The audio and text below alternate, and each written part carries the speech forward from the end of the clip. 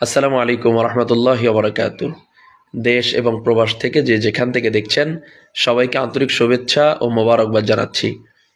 আপনারা ইতিমধ্যে জেনেছেন ইসলামী আন্দোলন বাংলাদেশ কর্তৃক মনোনীত ঝালকাঠি ১ রাজাপুর কাঠালী আসন থেকে আমি মাওলানা ইব্রাহিম আল হাদি হাতপাখা মার্কার সংসদ সদস্য পদপ্রার্থী। প্রায় দীর্ঘ ২.৫ মাস পর্যন্ত আমরা মনোনয়ন পাওয়ার পর থেকেই আমরা প্রতিটি ঘরে ঘরে যাচ্ছি, ডোর টু ডোর আমরা যাচ্ছি এবং প্রতিটি বাজার কেন্দ্রিক মহল্লা কেন্দ্রিক আমরা দাওয়াত দিচ্ছি।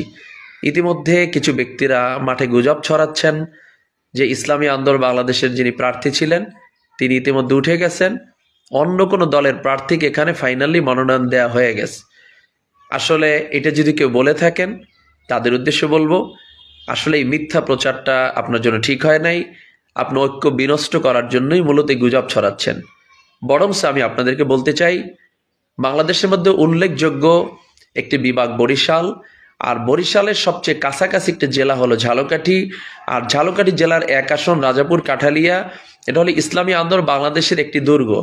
এখানে ১৯৯৬ বলেন, ২০০১ বলেন, ২০০৮ বলেন, ২০১৮ বলেন, আমরা এই একাধিকবার সমঝোতার ভিত্তিতে, জোটের ভিত্তিতে এবং এককভাবেও এই আসনে আমরা নির্বাচন করেছি। আমাদের প্রার্থী ছিল।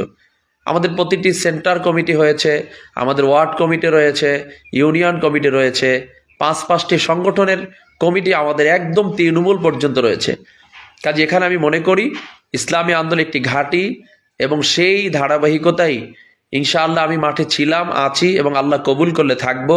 দাওয়াত দিচ্ছি, সমঝোতা হওয়ার ভিত্তি যেটা রয়েছেন, তফসিল ঘোষণা হওয়ার পরে এখানে ফাইনালি যাকে দেওয়া হবে তার পিছনেই সবাই কাজ করবে।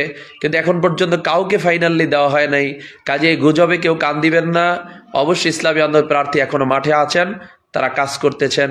এই জন্য সবাইকে